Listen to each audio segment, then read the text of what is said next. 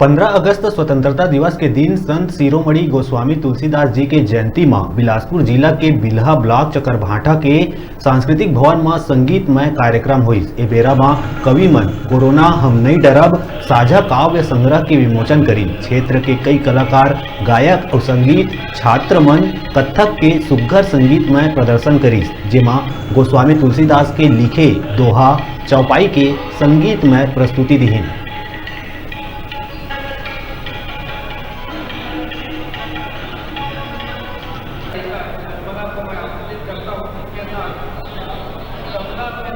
भजन गायिका कल्याणी गाँव के साथ तबला का संगत।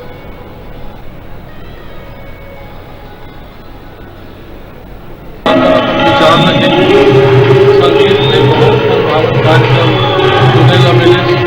स्वतंत्रता दिवस के दिन अपन विचार रखें और विशेष रूप से थोड़ा बहुत खुशी है कि चकरभाठा और बिल्हा जैसे क्षेत्रों में 3 कवि मिलकर 17 कविता कोरोना से संबंधित लिखे और भले अभी एक महत्व लोग पल्ला नहीं पता चली, लेकिन जब कोरोना बीत जाए और समय के बाद जब इसका मूल्यांकन होगी तो पता चली कि ये जिला छत्तीसगढ़ में ये 3 कवि जो काम करे।